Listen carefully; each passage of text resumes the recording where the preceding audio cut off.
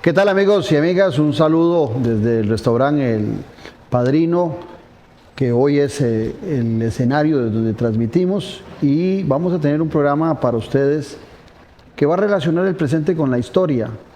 Vamos a hablar de fascismo y de populismo, y para eso no hay nada mejor que el historiador, el analista político que conoce. Por tales motivos, hoy tenemos el gusto de tener en nuestro programa a don Vladimir de la Cruz de Lemos. Vladimir, como siempre, gracias por atender nuestras invitaciones. No, muchas gracias a vos, Claudio, por la invitación y compartir con el lindo público que te sigue permanentemente. Gracias. Ya regresamos, no se separe la señal de Ticavisión, porque ya regresamos con la parte grande, gorda, importante de nuestro programa.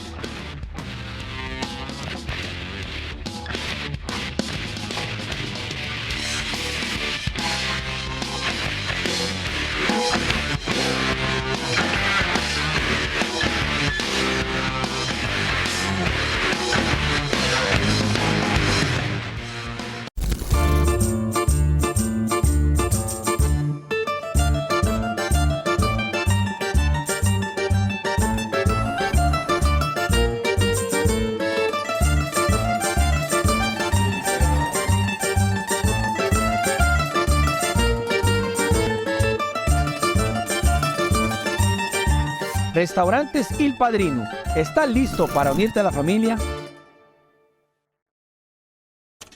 Con los temas de la política, sociedad y economía de Costa Rica y el mundo. Café y Palabras. Lo que hay que escuchar del acontecer nacional con el politólogo Claudio Alpizar Otoya. Café y Palabras, porque la política sí importa. Escuche Café y Palabras, de lunes a viernes a las 9 de la mañana en Radio Actual 107.1. Café y Palabras. Editorial Jade le invita a que adquiera ya el libro El elefante, el liderazgo y la política con P mayúscula del politólogo Claudio Alpizar Otoya. Una lectura y manual del buen político. Un libro de consulta para quienes gustan de la política. Costo del libro 8,600 colones. Adquiéralo.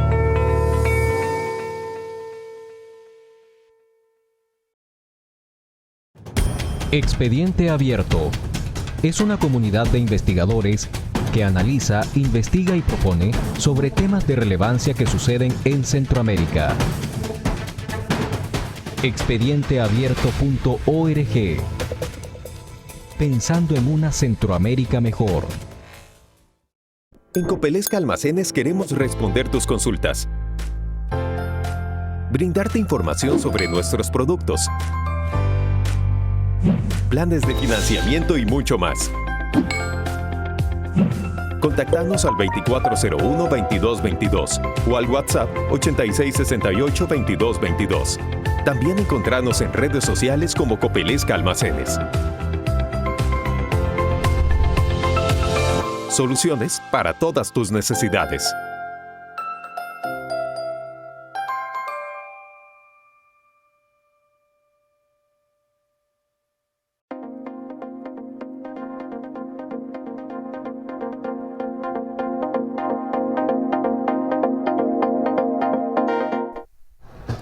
Gracias por mantenerse en la sintonía de Ticavisión y de este su programa Noches sin Tregua. Vamos a entrarle al tema. Vladimir, te invité porque me interesa mucho hablar de dos conceptos que son muy utilizados para el análisis hoy en día. El fascismo, que es de inicios del siglo pasado, principalmente, y el populismo, que es algo muy actualizados, muy del presente, pero que cuando uno los estudia encuentra muchas similitudes entre unos y otros. Tal vez lo importante sería empezar para nuestros televidentes con una reseña histórica del fascismo y qué representó el fascismo. Digamos, el fascismo es un movimiento que se desarrolla después de la Primera Guerra Mundial. Antes de la Primera Guerra Mundial no lo conocíamos, políticamente hablando. Y surge primero en Italia como fascismo, porque en Italia Benito Mussolini desarrolla un concepto que se llamó el fascio. Fascio se escribe, que era como el comité de donde se organizaban, digamos, los sectores populares que él de una u otra manera estaba impulsando. Y eran unos comités alternos también a las organizaciones políticas que habían, a las organizaciones de base de las organizaciones políticas existentes, las células, los comités políticos, etc. Entonces desarrolla los fascios en italiano, y eran grupos, digamos, de jóvenes al principio que también se identificaban con el color pardo, creo que era el que usaba Mussolini, de vestimentas, entonces camisas pardas, y eran grupos que se tiraban a la calle a lo loco inicialmente apoyando a Mussolini y eso da el desarrollo del fascismo en la Italia de los años 20, donde había, digamos, un desarrollo del movimiento obrero muy importante, del Partido Comunista que estaba desarrollándose apenas en esos días,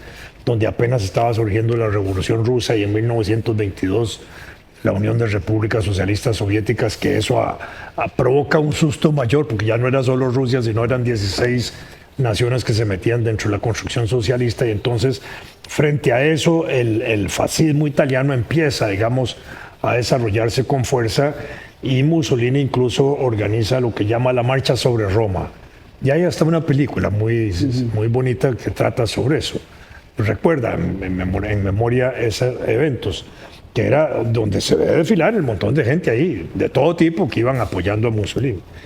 Y al mismo tiempo empiezan a impulsar medidas represivas contra el Partido Comunista, entre ellos Antonio Gramsci, un gran teórico, doctrinario de la teoría política y del análisis política, que muchas veces sus artículos y sus libros todavía son de moda, digámoslo así, entre los intelectuales. Y empieza a reprimir. Y por otro lado es la década en que, resultada la Primera Guerra Mundial, le cobran a la Alemania en ese momento los resultados de la guerra y la responsabilidad de la guerra, y la obligan a pagar parte de esa guerra, y eso provoca en el pueblo alemán también ¿cómo diríamos? Un desasosiego. Una bravura. Exactamente, y aparece una década donde empieza a producirse un rearme moral del pueblo alemán. Empiezan a buscar nuevos valores alemanes y empiezan a desarrollarse ahí esos elementos. Todavía no ha nacido el nacionalsocialismo alemán, pero está más o menos metiéndose eso. Hay un libro de un psicoanalista, Erich Fromm, que se llama El miedo a la libertad, que justamente analiza la década del 20 y analiza cómo el pueblo alemán empieza a recuperar su valor moral y a autovalorarse, y aparece ahí entonces un tipo que se va a llamar Adolfo Hitler, que inicialmente es un tipo ahí sin ninguna presencia política, sin ningún arraigo, incluso había estado hasta preso unos días, etcétera, tenía oficios menores desde el punto de vista laboral, pero que empieza a encauzar ese malestar del pueblo alemán y esa necesidad del pueblo alemán por autovalorarse, así como lo hacía Mussolini en Italia, y empieza a desarrollar un movimiento que se va a llamar nacionalsocialista alemán, frente a un partido obrero socialdemócrata alemán y frente a otras corrientes muy importantes que habían en Alemania de izquierda, donde este tipejo, digámoslo así, empieza a sobresalir y finalmente se impone. Y entonces vamos a tener dos vertientes de carácter político novedosas que empiezan a surgir en la década del 20, que es el fascismo en Italia y el nacionalsocialismo a finales de los años 20 en Alemania, que cobra fuerza ya, y organización a principios de los 30 en Alemania, y de nuevo, igual que en Italia, organiza grupos de esos tipos fachos que habían allá en los comités nazis que empiezan a desarrollarse en Alemania de ese momento. En eso, te interrumpo ahí por lo siguiente, porque siempre se han ligado estos movimientos, tanto el de Mussolini con Hitler, con una derecha extrema. Sin embargo, cuando vemos el nombre de nacionalismo socialista de Hitler, sería difícil que alguien que tuviera esos apellidos en un movimiento hoy en día fuese identificado como derecha, sería identificado como un movimiento de izquierda, nacionalista socialista. Y hay dos elementos que me llaman la atención. Uno primero es ese sentido nacionalista que tanto Mussolini como Hitler le dieron, porque quiero llegar ahora al tema del populismo, donde encuentro yo algunas similitudes en estos conceptos. Y el otro tema es de cómo también con verbos bastante encendidos, tanto Mussolini como Hitler, sencillos de comprensión, también logran generar una gran empatía con ese nacionalismo que promueven para ese resurgimiento de la nación. Sí, claro, efectivamente así fue. Y entonces, en ese contexto, ellos van a tener un público receptor de sus ideas que sentía que no estaban siendo satisfechos por el Estado, por las políticas de bienestar, porque incluso en el caso de la Alemania, la seguridad social, por poner un ejemplo, venía desde finales del siglo XIX. Y en el Tratado de Versalles de 1919, que le pone fin a la guerra, todos los países que firman el tratado se ven obligados a impulsar o asumen la obligación de impulsar los seguros sociales. Nosotros lo habíamos hecho en 1917 en la Constitución del 17, en época de Tinoco, pero ya en el 19 lo están impulsando en Alemania. Y aún así, digamos, todavía había gente que no se sentía satisfecha con el Estado, con la protección del Estado, con el pago de impuestos, con lo que sea. No veían revertir, digamos, esas cargas en beneficios, y eso empieza a provocar una reacción contra y un malestar de que el Estado no le servía a la gente, y entonces había que buscar a alguien que le sirviera a la gente, alguien que pudiera rectificar el Estado, alguien que pudiera revertir los costos que la gente pagaba para que son antisistema. Estos tipos. El antisistema, digamos, no en el sentido que está contra todo el sistema, está contra el sistema en la forma que ha operado, ¿verdad? Y echándole la culpa de esa mala operación a quienes han gobernado. Y entonces, frente a esos que han manejado mal el sistema, ¿verdad? Y hay que criticar el sistema, entonces aparezco yo, que voy a ser el protector tuyo, de él, de los otros, de ellas, etcétera, porque yo sí estoy en capacidad de defender lo que ellos no hicieron. Estoy en capacidad de darle orden al Estado, porque el Estado es caótico, es desorganizado, no permite gobernar, ¿verdad? Y entonces, igual que aquí, alguien dice, no es que no se gobierna, porque el concepto de ingobernabilidad que empezó a usarse a finales del siglo pasado para Costa Rica, ¿verdad? Y le echaban la culpa a la Sala Cuarta, porque la Sala Cuarta le decía a los gobernantes, miren, no puede hacer eso porque violó la Constitución o violó la ley. Está bien, sométase. Pero el actual gobernante, cuando dice que no es que haya ingobernabilidad, sino que no ha habido gobernante. Entonces la cosa es diferente. ¿Qué clase de gobernante es lo que queremos? Porque yo creo que él ha puesto el dedo exactamente donde él quiere llegar, que es al autoritarismo, ¿no? Aquí podemos tener la Sala Constitucional, y la Sala Constitucional puede decir que no, pero para eso está este gobernante, que es el que va a decir cómo se gobierna. ¿Y quién está a cargo del gobierno? Y yo soy el que ejerzo el gobierno, y ahí es donde empieza a funcionar un nuevo concepto a mí de gobernabilidad y de antisistema, porque si uno ve el discurso actual, no es contra el sistema, es contra quienes han ejercido la dirección del sistema político, de los partidos políticos, de la política, de la Asamblea Legislativa, de los poderes públicos, que es lo que están atacando en este momento, igual que como lo hizo Mussolini, igual que como lo hizo Hitler, y que era necesario eliminar todo eso o llegarlo a ejercer en control. Pero ve qué interesante lo que nos estás planteando, porque me llevas a pensar en cómo hoy por hoy se habla de que los partidos políticos ya no son importantes, sino que la gente vota por las figuras.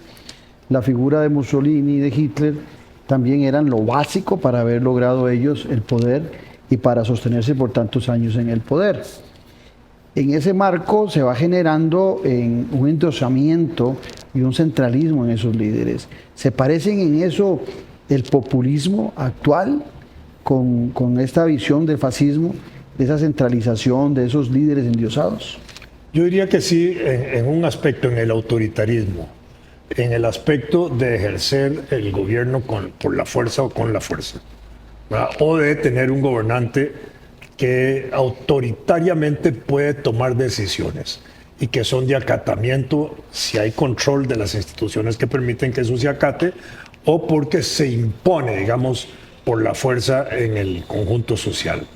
En Costa Rica es más difícil imponer por la fuerza en el conjunto social porque operamos todavía con separación de poderes, con poderes independientes, con una prensa que todavía juega un papel importante de independencia y de crítica pública, pero de alguna manera se orienta toda una política a ejercer un control de eso, a intimidarla, a maniatarla, a callarla, a apartarla, ojalá, del análisis político y ojalá colocarla en la posición de alabar solo al gobierno.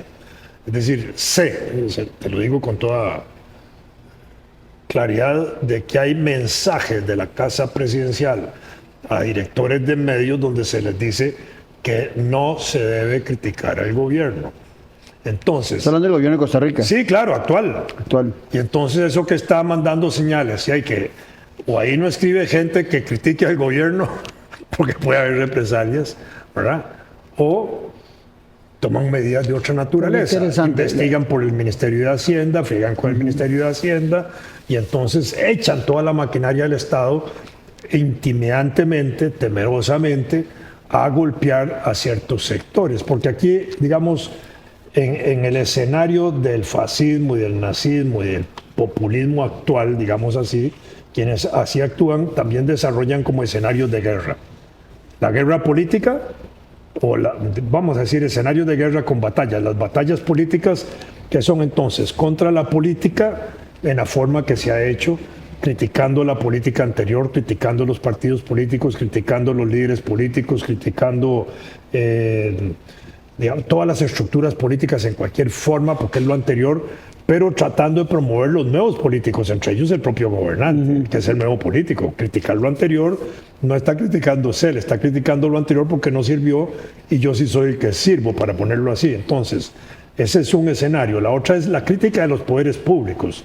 Entonces va, poder legislativo, como se está haciendo en Costa Rica, denigrándolo, desfasándolo, provocando un grado de desconfianza, señalando que no sirve para nada, que ahí las fracciones no dejan gobernar, etcétera.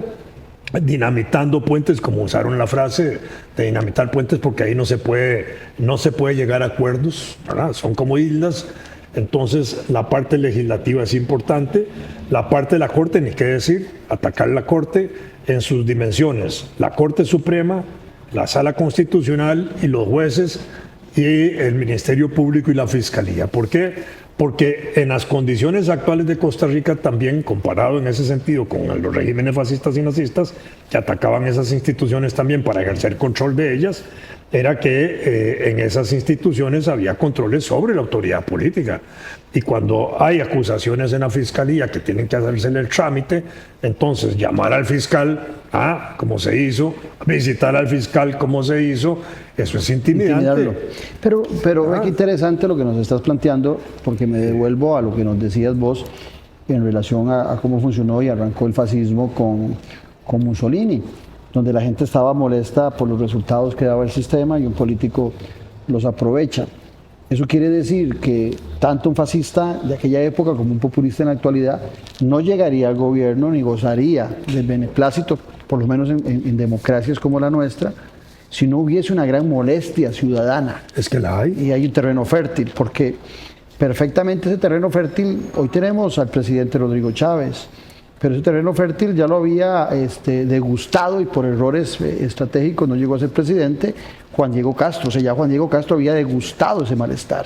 Llegó incluso a niveles altos de popularidad electoral, casi al 17%. Y de pronto, ¡pum!, se cayó. Pero digamos, tal vez no supo atinar al final de su campaña en mantener, digamos, ese crecimiento, y entonces se desvió electoralmente en otras cosas y se vino al suelo. Correcto. Pero digamos, ese caldo existe. ¿Cuál es el caldo? Una población rural marginada, una población rural abandonada, Correcto. una población rural empobrecida, incluso porque ahí en las zonas rurales costeras, donde hay una inversión enorme de riqueza, están también los polos de pobreza más grandes, de manera que a mayor concentración de riqueza no hay una distribución de riqueza, sino que se agudiza la pobreza regional. Está la población... La clase media que pierde poder adquisitivo. La población pobre de las ciudades, enorme. La población, ahora sí, pobre, rural y urbana, que siente que el Estado no les satisface las cosas, que no sienten beneficios sociales, que no sienten que las instituciones sociales tampoco les satisfagan ni les den resultados, porque tenés que hacer colas, esperar para la caja, esto. Cuando tenés situaciones, digamos, que por políticas sociales tampoco le llegan a la gente, ¿verdad?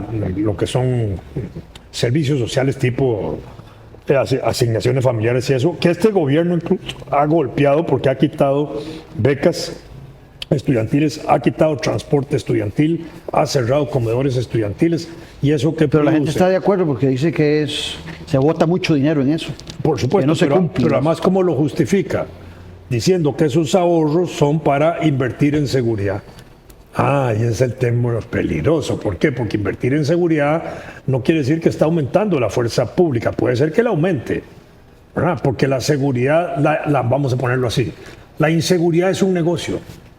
Un negocio en Costa Rica porque permite comprar más armas, más policías, más esto, más lo otro, desarrolla cuerpos policiales privados, alambre navaja, todo eso es un negociazo en Costa Rica. Entonces, tampoco interesa mucho resolver el problema de la inseguridad porque eso se mantiene. Empresas de seguridad privada que antes no había en nuestro país. Bueno, ¿cuánto dijo?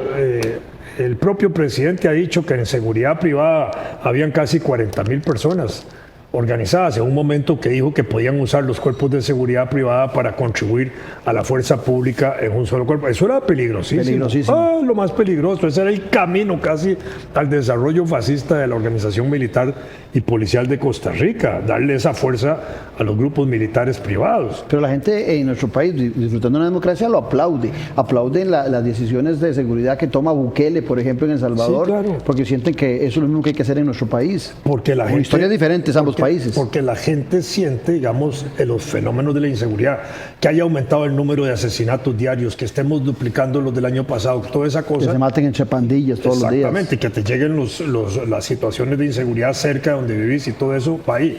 Pero al mismo tiempo, esa situación particular que abarca a toda la población, y toda la población resiente esas cosas.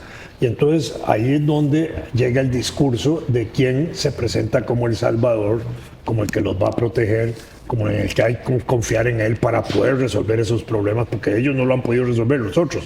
Yo sí voy a poder resolverlos. Y entonces le llega en el mensaje, que es lo que hace el actual presidente, a una inmensa población nacional que simpatiza con él. Hay que reconocerlo, que se muestra en las encuestas. Pero una cosa es esa simpatía de encuestas y otra es la realidad misma, porque al mismo tiempo la situación económica reduce la capacidad de consumo. Los precios aquí van en ascensor y los salarios y los ingresos van en escalera. Y se reduce también el ingreso porque le han puesto límites. Desde hace 4 años los salarios no crecen prácticamente y están condenados a no crecer en los próximos 4 años, y las pensiones ya están sujetas hasta casi un 60% de reducción de los ingresos, etcétera. Entonces eso ha ido empobreciendo un sector de clase media muy fuerte, que también una clase media que, aunque empobrecida y estrujada, de pronto puede sentir que el presidente puede ayudarles en algo. No es así, porque esa clase media también se desconecta de esa realidad. ¿Por qué? Porque no tienen la necesidad de la educación pública, porque van a la educación privada, tienen todavía los medios para pagarla, no van a la seguridad social porque todavía pueden tener seguros privados y seguridad social privada, medicina privada, y se han desarrollado un montón de hospitales y de buena calidad privados, y entonces empiezan a satisfacerse ahí. Residencialmente se ha impulsado una política de residencia y de condominio para clase media y clase media baja, ¿verdad? Donde entonces tenés una seguridad propia. Nadie entra al condominio, hay guardias privados, puedes tener ahí, vivir seguro. Son pequeños oasis. Tal vez no tenés, son oasis, exactamente, no tenés la relación social de pared con pared como la tuvimos nosotros en los barrios, Exacto. que la vivimos, y en la calle donde jugábamos, pero tenés, digamos, una comunidad donde nadie se mete con vos, vos no te metes con nadie. El mismo efecto de las escuelas y colegios privados que hoy pululan muchísimos, y ya no es como nuestro país antes, donde uno en la escuela o en el colegio se interrelacionaba con gente de diferentes niveles económicos. Así es, eso ya no está sucediendo. Yo conozco eso por la experiencia también. Conozco multifamiliares de esos donde la relación social no se produce, pero donde se produce la relación social todavía en esos multifamiliares es donde hay chiquitos pequeños antes de 7 años, que entonces juegan ahí en la callecilla del residencial, y las otras chiquitos del otro barrio, ahí juegan los chiquitos. Pero si eso no existe ahí, no hay relación social. Eso sí lo he visto yo en la experiencia que tengo, digamos.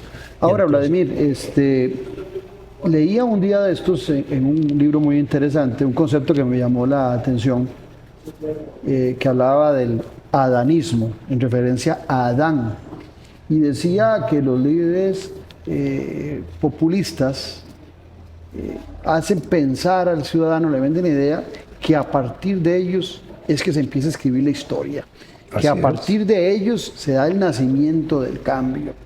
Y eso lo ligan mucho a un nacionalismo patriotero, a un chauvinismo exacerbado, que lo hemos visto también en nuestro país y en otras latitudes, donde quienes presiden venden, ya sea desde el uso de su lenguaje hasta elementos de la historia, para hacerle pensar siempre al ciudadano que los tiempos pasados fueron mejores, pero son tiempos bastante pasados. No estamos hablando de 2 décadas, de 3 décadas, ni de 4 décadas, porque todos esos son muy malos.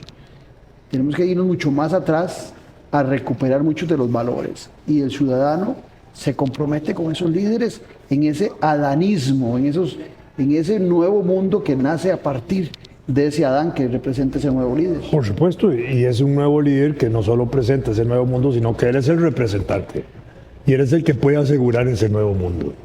Por supuesto que sí, y el nuevo mundo está con él, con el tiempo que está presente y con el que viene, no con el pasado. Por eso el pasado hay que borrarlo, hay que estigmatizarlo, hay que hablar lo peor de ese pasado, hay que desconfiar de ese pasado para que no se repita, ni se repitan los personajes de ese pasado, sino lo que viene, ¿verdad? Ese es el escenario. Incluso uno ve ahora en ese escenario, digamos, porque digamos lo que eran los regímenes nazistas y fascistas fueron también regímenes que fueron corporativistas, en el buen sentido de la palabra, que trataban de tener todo en control del Estado. Todo, ¿verdad? Desde la organización social y popular, sindicatos, asociaciones, grupos de campesinos, todo organizado por el Estado. Aquí no estamos viendo eso, aquí estamos viendo más bien una desintegración de eso, pero en esos anteriores sistemas eso se trataba de controlar desde el Estado. En este gobierno, me parece a mí, hay una tendencia fina, muy embrionaria, para decirlo así, que quisiera hacer algo de eso, pero no tiene todavía la capacidad de hacerlo.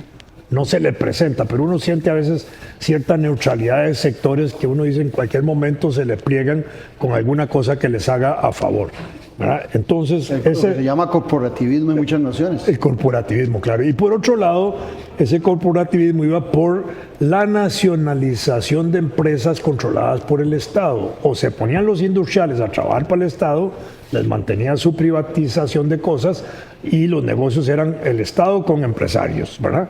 Aquí hay algo de eso en ese sentido. Sí. Déjeme a mí hacer la política, usted no se meta en política y sus negocios van a caminar bien. Van a caminar bien y va a tener ganancias. Exacto. Entonces el y van a tener ganancias reguladas. Calla, guarda silencio, le importa un pepino la democracia y las libertades porque sus negocios siguen pululando y trabajando bien. Y ganancias controladas, satisfactorias, y todo el mundo anda bien y usted no se mete en la política porque eso es mío.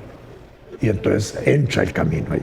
Y entonces encontrarse incluso, ahora sí, la pugna de sectores que representa este nuevo gobernante, asociados a él, que son los que imponen ahora sí la guerra económica. La guerra económica contra los sectores económicos del pasado, contra los que han ejercido algún control en la economía nacional y a través de eso en instituciones del Estado o en negocios del Estado. Y entonces uno encuentra ahora los nuevos sectores importadores, que las políticas del control de cambio les ayuda más a ellos que a otros. José María Figueres cerró un banco, ¿verdad? El actual gobernante no quiere cerrarlo, quiere venderlo. Es otro concepto. ¿Por qué? Porque hay un grupo de empresarios ahí interesados y de financistas y de capital financiero interesados en comprar el Banco de Costa Rica. Si el Banco de Costa Rica fuera tan malo, como José María explicó en su momento, lo que había que cerrar del otro lo cierran. Pero no es cerrarlo, es venderlo, porque ese es un negocio.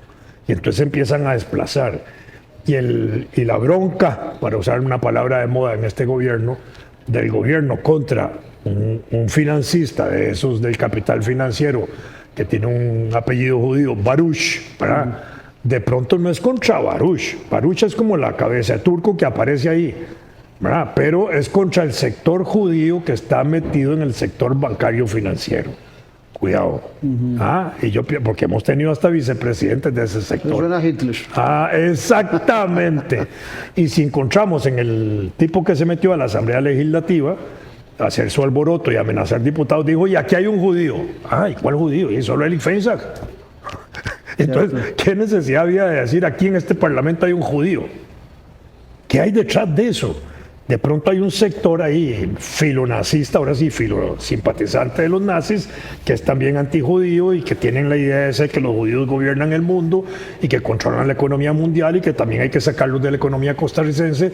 Y entonces se presenta un discurso muy peligroso contra el sector financiero bancario que representa Baruch, ¿verdad? Y Baruch, el banco BCT, tiene 3 letras: B de Baruch, Carvajal, C de Carvajal y T de Tristán, que eran los 3 compañeros de estudio de la Escuela de Economía de la Universidad de Costa Rica que se les ocurrió hacer una empresa bancaria y la hicieron y fue exitosa. Creo que la había representado también a Burgués, que era otro. Podría ser también. Sí, era otro. Antonio Burgués. Antonio Burgués, creo. Sí.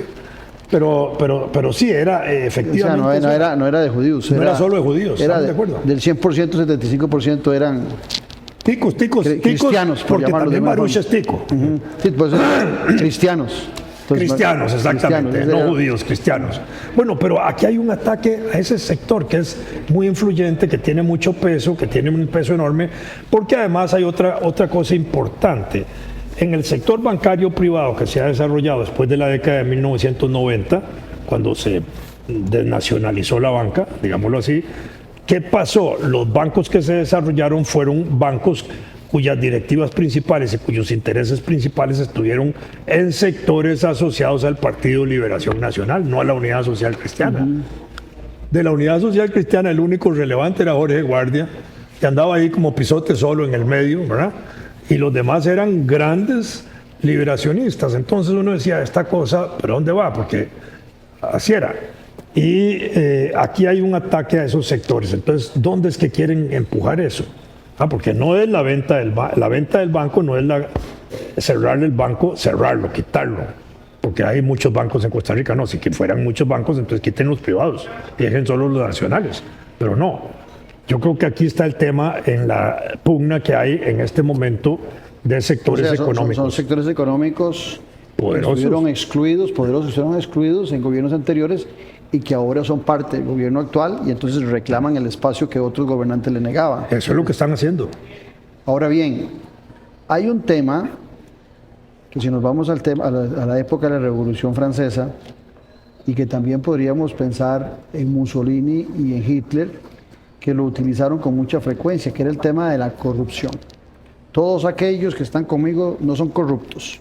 Y si lo han sido, el simple hecho de estar conmigo ya han lavado todos sus pecados. Vengan hacia mí.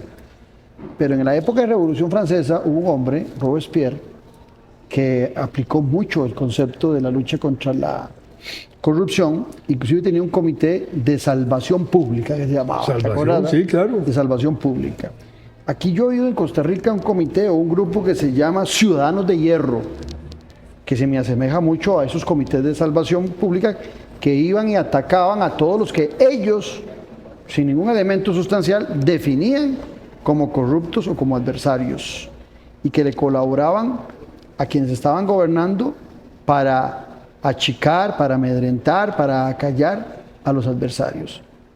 Aquí vuelvo yo a una relación muy similar del que se da en el populismo y en el fascismo.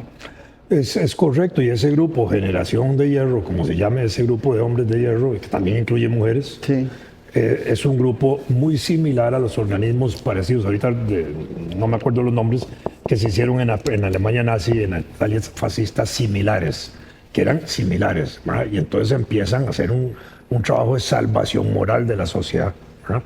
Y eso es verdaderamente peligroso porque lo que ellos encajen como corrupto es corrupto, no es que sea corrupta la persona, es que es porque lo definimos y actuamos, ¿verdad? Y entonces pueden intervenir, actuar, meter presos, etcétera, todo lo que pueda venirse detrás de eso. Ese es el camino de ese proceso, que es una de las vertientes de lo que está surgiendo con este gobierno. Esas protestas aisladas, Tribunal, ANEP, el Grupo de Generación de Hierro, o como se llame, el de la Asamblea y otros que han aparecido por ahí. La mujer aquella haciendo grafitis en Sala Cuarta. En la Sala Cuarta es de lo mismo, y esa pertenencia a ese grupo de la Generación de Hierro, por lo que he oído decir del hombre que es como el vocero de eso, ¿verdad? Y que es ofensor desde el punto de vista de su expresión, difamador desde el punto de vista de su expresión, mentiroso desde el punto de vista de la expresión que dice. ¿Y no le convendría al presidente, en el caso del presidente Rodrigo Chávez, desmarcarse de esos grupos?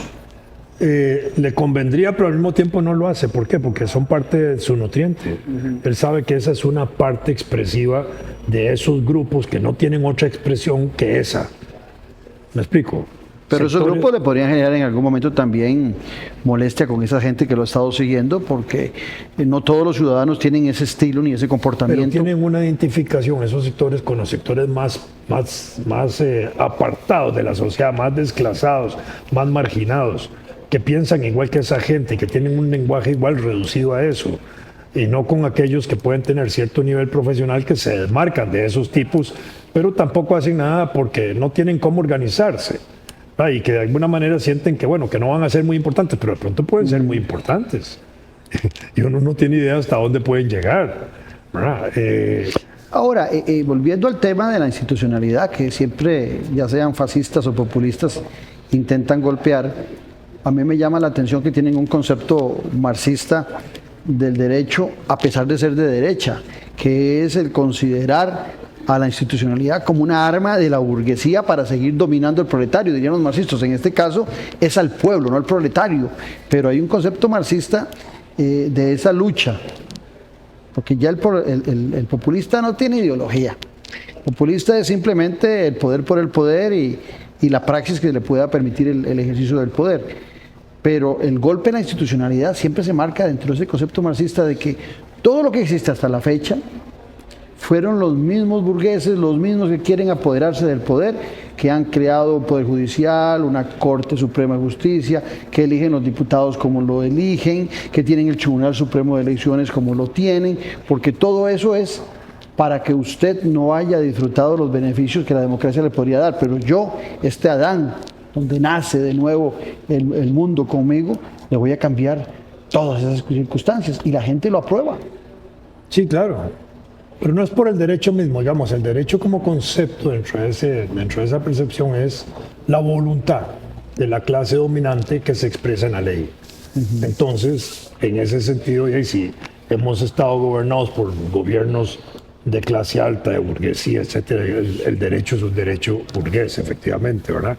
Y a lo que aspirará cualquiera que llegue a la Asamblea Legislativa, que no se sienta dentro de ese marco, es nada más hacer reformas a esa legislación, y no va a cambiar nada, porque el sistema no se cambia haciéndole reformas a las leyes. ¿Me explico? El sistema político se cambia desde otras direcciones, desde el poder político o desde fuera del poder político, haciendo una revolución o lo que sea, no por la ley. La ley produce reformas nada más, pero no altera sustantivamente nada. Podemos mejorar el sistema, derechos y libertades individuales, derechos y garantías sociales, etcétera, y tenemos una mejor condición de vida, pero el sistema sigue siendo igual. Entonces, en ese sentido, esos derechos y esas libertades también se sienten disminuidas en la práctica para inmensas mayorías sociales y les vale un pepino que se las quiten. ¿Por qué? Porque no las han disfrutado. La libertad de tránsito, que es la libertad de viajar. En Costa Rica hay miles de personas que no conocen los mares. Yo tuve en la universidad hace pocos años gente que no conocía los mares de Costa Rica, ni el Atlántico ni el Pacífico. Nunca habían ido. Tuve estudiantes que venían de Grecia en bus a la universidad y no conocían nada más. Ni siquiera la Biblioteca Nacional cuando tenían que ir a hacer un trabajo ahí. ¿Y dónde queda la Biblioteca Nacional? Entonces la libertad de tránsito les podría ser irrelevante. Sí, era irrelevante, porque para ellos eso no era sencillo. Iban en un bus desde Grecia hasta el parqueo de la universidad y regresaban igual que como ahora hacen en tren desde Tres Ríos hasta Heredia, gente que va a estudiar a la universidad, conozco el caso, y podrían desentenderse. O la relación que hay, Vladimir, entre la libertad de prensa y la libertad de expresión. También la gente no considera que hay una relación entre ambas. Correcto. Y limitando la libertad de prensa, podríamos estar limitando la libertad de expresión. Totalmente. Se limita más. Y la de pensamiento. Exacto. Porque además no genera ideas, no genera información que le permita a la gente pensar, digámoslo así, ¿verdad? Y tener pensamiento propio, digamos, desarrollar. Ahora, estos fenómenos que estamos viendo, vos como historiador, como estudioso de lo que ha pasado en el mundo y en el país, lo debes tener mucho más claro que muchos de nosotros. Leía también en estos días que la palabra populismo surgió allá en el siglo XIX en los Estados Unidos de América y que la palabra representaba a los seguidores del Partido Demócrata que no estaban muy de acuerdo con la aristocracia del Partido Republicano y que representaban las zonas rurales, la mayoría de ellos.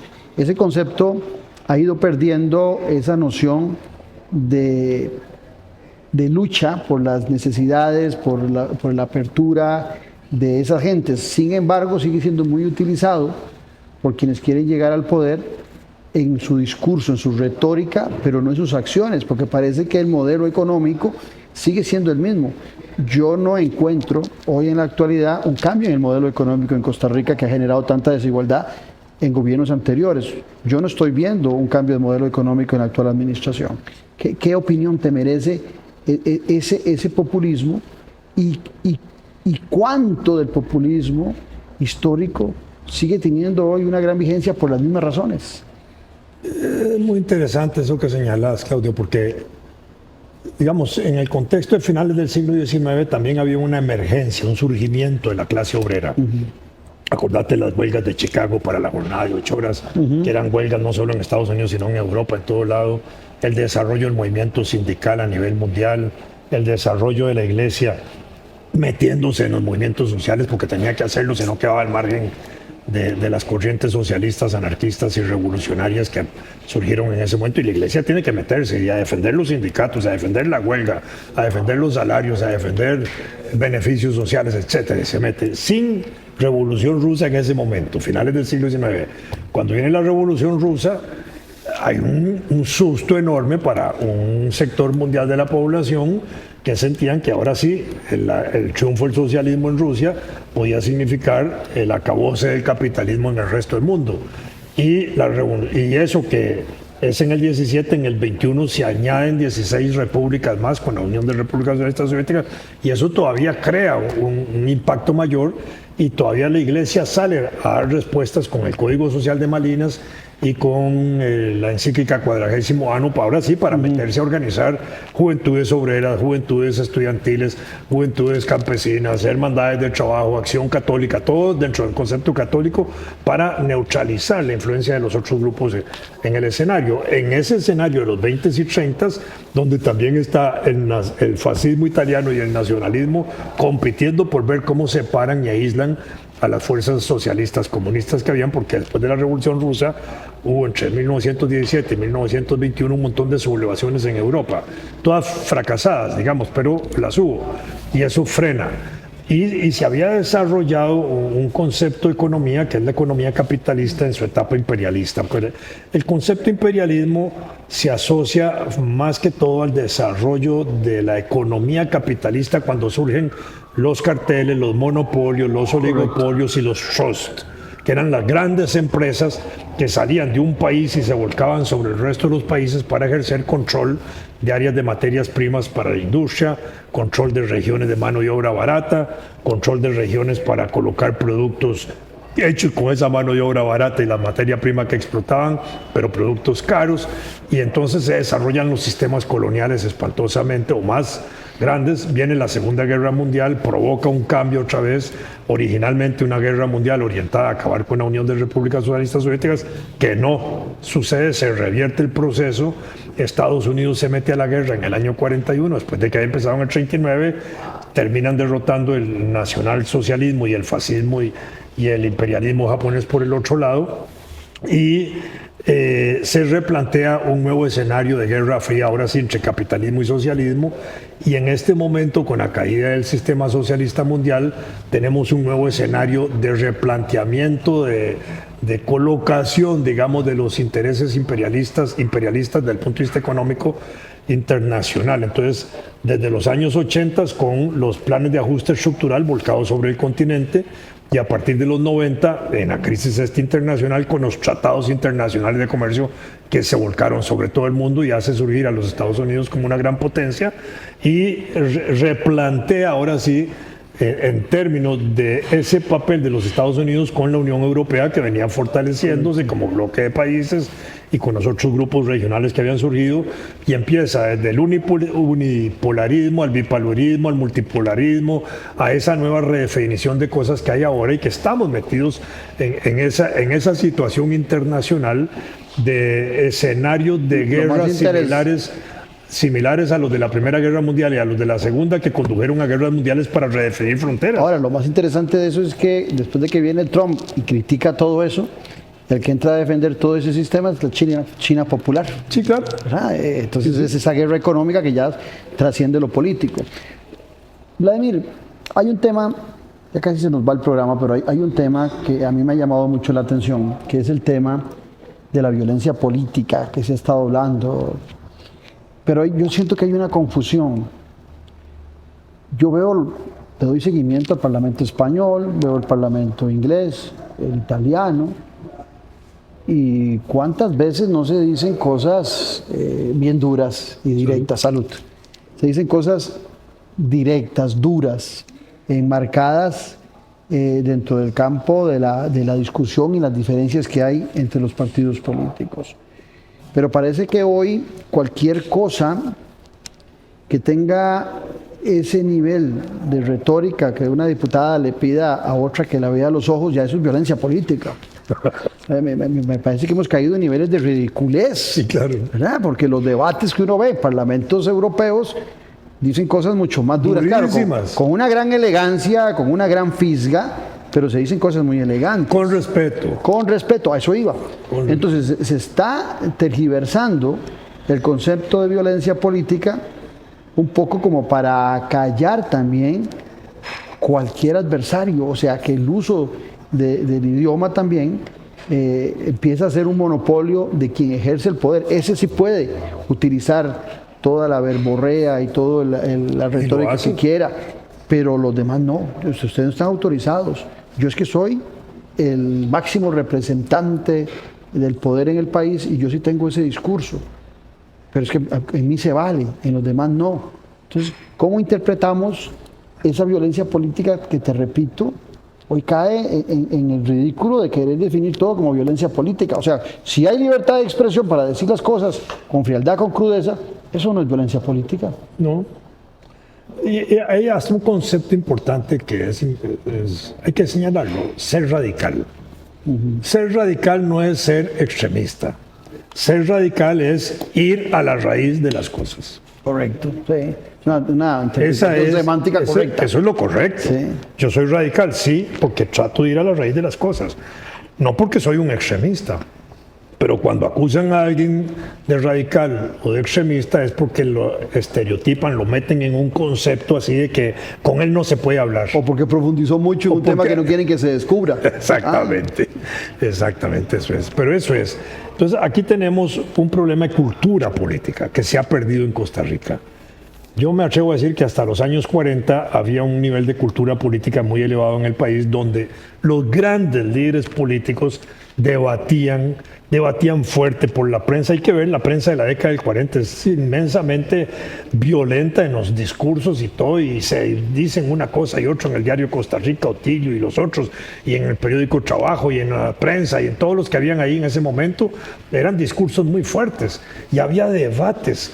Y había debate parlamentario que era de oírlo, ¿verdad? Porque uno sentía ahí los grandes oradores parlamentarios, los grandes políticos parlamentarios defendiendo sus tesis, y avanzaban las cosas y se resolvían las cosas, y si había que llegar a acuerdos, había acuerdos, ¿verdad? Pero había también las discusiones. Ahora no hay debate político, no hay respeto político, etcétera. Yo el último debate político importante que recuerdo fue uno entre Otilio Late y Manuel Mora, allá por el año 70, tal vez 68, 70, en ese periodo ahí en Radio Monumental, donde Otilio anunció un discurso sobre la guerra del 48, Manuel Mora dijo que 5 minutos después lo contestaba, y se encontraron ahí en Radio Monumental, se saludaron muy amablemente, uno oyendo el discurso del otro, y el otro lo contestó sin paz, todo aclarado.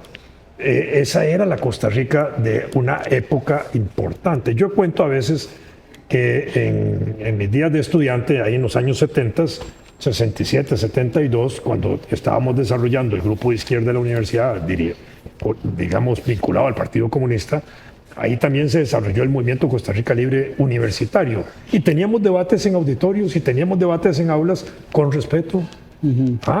Eso se ha perdido. Con vehemencia, pero con respeto. Y se ha perdido, sí, se ha perdido esa cosa. Bueno, ¿por qué? Porque hemos llegado a una sociedad de intolerancia.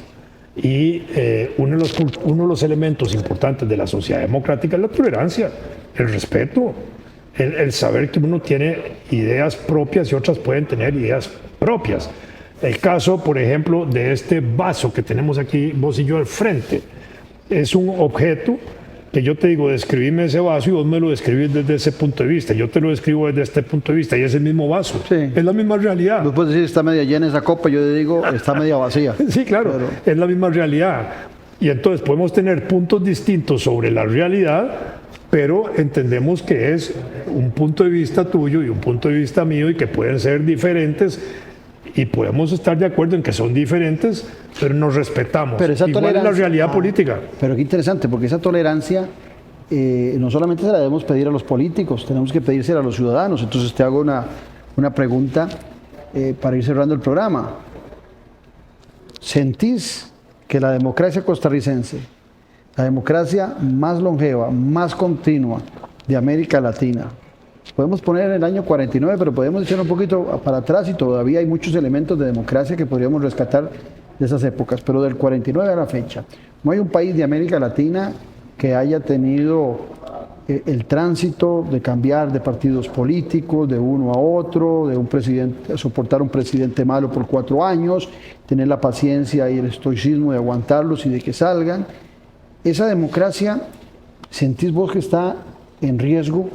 ¿O es una democracia que se está reestructurando, que se está analizando para mejorar? ¿O la sentís que es todo lo contrario?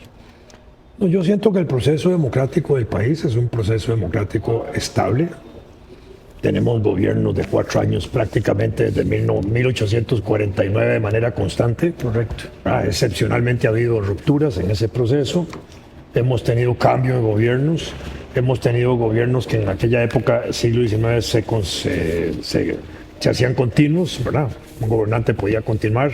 Juan Rafael Mora, nuestro primer gobernante, Mora Fernández, 3 periodos. Mora Porras, el gran héroe de la guerra del 56, 3 periodos. Rafael Iglesias, 2 periodos hasta finales del siglo pasado y principios de este. Hemos tenido esos procesos con estabilidad, pero hemos tenido prensa crítica. Incluso el doctor José María Castro Madrid decía públicamente que era mejor tener una prensa crítica a una prensa no era sometida a la palabra que él usaba, doblegada, ¿verdad? Sobalevas, para decirlo al estilo nuestro. No, él prefería tener periodistas críticos que periodistas que le estuvieran ahí soplando, ¿verdad? ¿Por qué? Porque era parte de ese proceso y se estimuló una libertad de crítica, una libertad de prensa, se creó un espacio para que esa prensa opositora fuera fuerte y sólida. Los periódicos sarcásticos que habían, cómicos y de sátira política, eran tremendos en las caricaturas y en todo lado, y eso era válido y todavía se hacían válidos en este siglo. Mucha prensa usó la caricatura política, el Semanario Universidad, el Semanario Libertad y otros eran semanarios muy fuertes cuyas caricaturas eran discursos políticos en oposición a gobiernos, y eso se respetaba. Bueno, aquí ha habido una tendencia a irrespetar, a no tolerar, a no permitir que eso suceda. Y yo creo que este es el elemento que se está perdiendo en la democracia costarricense, y si eso se pierde, se puede perder la democracia costarricense, porque se pierde la libertad de expresión, la libertad de pensamiento, la libertad de opinión, una prensa libre, independiente, poderes independientes, y al perder esto, perdemos la democracia. Y vamos a entrar en un camino donde va a aparecer ese salvador que se presenta como salvador de la patria, un pater familia, un padre de familia que dice: yo soy el que represento los intereses suyos, de ustedes, de estos, confíen en mí porque lo demás no ha servido. Sí. La criticidad debe ser para mejorar la institucionalidad, no para acabarla. Exactamente. Muchas gracias, Vladimir, como siempre, un gusto compartir con vos, y yo estoy seguro que todos ustedes han disfrutado mucho el programa. Los espero en 8 días para disfrutar otra hora más de Política con P mayúscula aquí en Ticavisión y también en el canal nuestro en YouTube. Un abrazo a la distancia.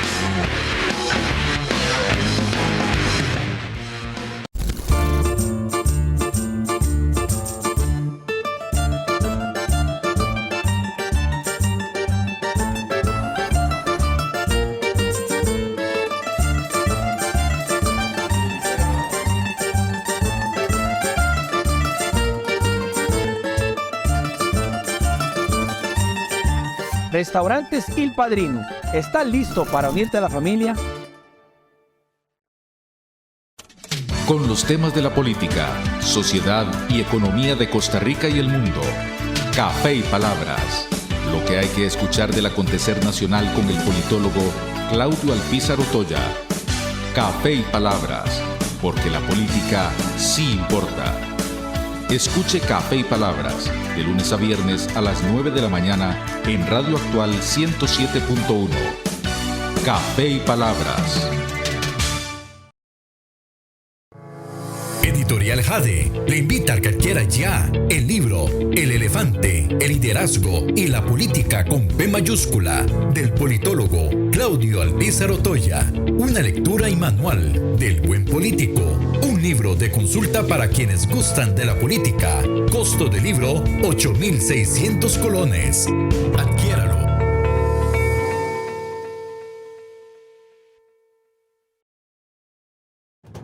Expediente Abierto es una comunidad de investigadores que analiza, investiga y propone sobre temas de relevancia que suceden en Centroamérica. Expedienteabierto.org. Pensando en una Centroamérica mejor. Recuerda que en tus almacenes Copelesca puedes encontrar llantas nuevas para tu carro y además te ofrecemos instalación gratis. Visita tu almacén más cercano y un asesor te guiará en el proceso de selección y compra de tus llantas nuevas.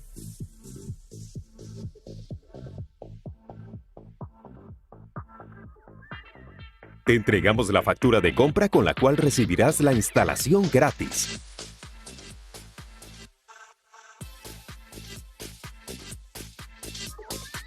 Al entregarla facilitaremos la instalación de tus llantas nuevas.